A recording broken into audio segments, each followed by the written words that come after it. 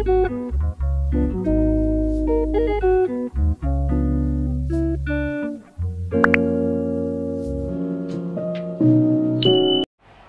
Shalom sa inyo. So, fun day 4 na tayo. Pero bago ang lahat, papasilip ko sa inyo yung naiwan ng day 3. So, ito yung naiwan ng day 3 na ipagpapatuloy naman nila ngayon, day 4. So, ayan na nga. Maganda na ang ating kinalalabasan ng ating bahay.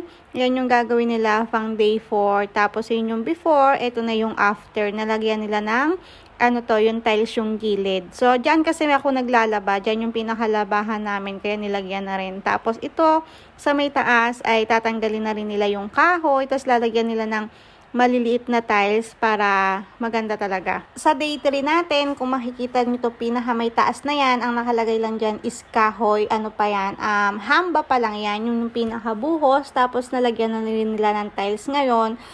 Binalikan nila para lagyan ng maliit na tiles para parang kumbaga sarado. So, ayan, nakikita nyo, maganda na yung after natin. Nasingit pa ang aking anak. Siya ang aking anak. Tapos, ayan, kumbaga makikita nyo talaga yung progreso ng pagpapagawa. Hindi naman madalian. Ang mahalaga ay umuusad. Yun nga yung lagi kong sinasabi sa buhay ng tao. Hindi maganda yung madali. Kasi kapag madali, mabilis din mawala. Kaya wag magmadali. So, yung bahay namin ay matagal yung naging journey niya para mapaayos namin yan. Kasi talaga naman mahirap magpagawa ng bahay sa mga panahon na to kasi masyado nang mahal ang mga materyales. So, hindi ko pala nabanggit yung gumawa ng bahay namin ay yung kapatid ko. Simula nung sa kusina na simple, tapos yung sa bubong, lahat yung kapatid ko. Pero may katulong din naman siya. So, tumatanggap na rin kasi siya ng gawa. So, ngayon, ang gagawin nila ay maglalagay na ng mga tiles na maliliit, magtatabas na sila para matapos na. Kasi ito na yung pinaka last day na gagawa. So, mahaba-haba pa ang ating journey. Sana ay samahan nyo ako.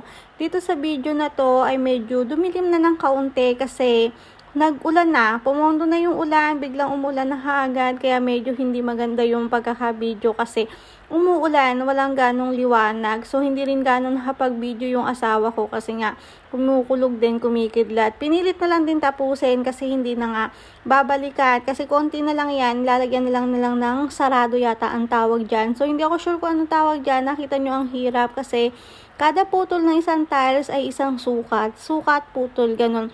Ganun pala kako kasinsin or kaselan ang paggawa ng tiles. Hindi pwedeng salpak ka lang ng salpak. May sukat siya talaga. So, happy ako. Happy kaming mag-asawa kasi unti-unti ay natutupad ang aming mga pangarap.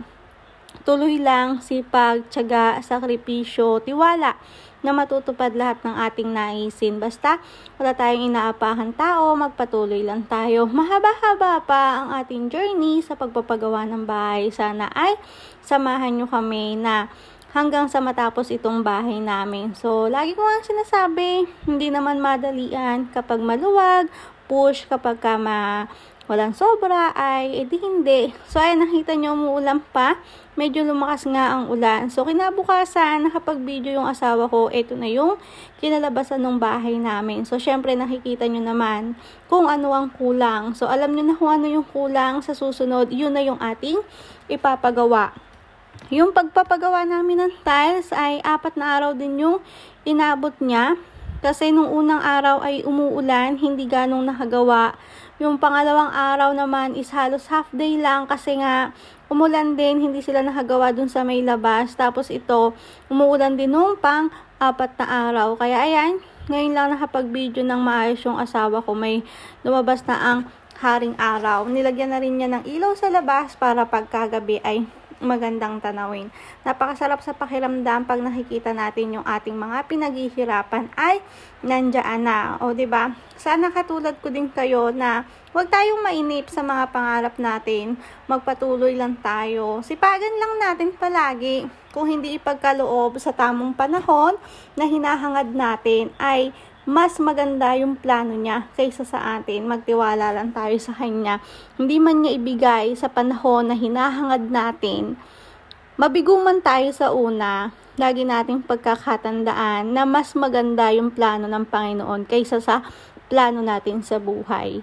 So, ayan. Sana ay samahan nyo pa kami sa aming journey dito sa bahay. Marami pa, mga ilang araw pa yung kasunod. So, masaya ako na ibinabahagi sa inyo itong aming house journey. Maliit lang yung bahay namin. Makikita nyo din kapag fully finish na siya talaga. Sabi ko nga noong una, taon ang inabot bago kami makapagpaayos ng bahay.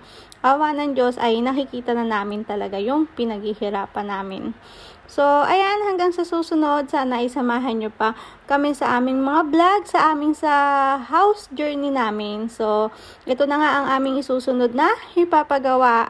So, alam nyo na, unti-unti lang, pagkatapos ng tiles ay ito na yung susunod. So, hanggang dito na lang. Maraming salamat sa inyong suporta. Sana ay huwag kayong tumigil sa pagsuporta sa panonood ng aming mga videos dito bilang LDR.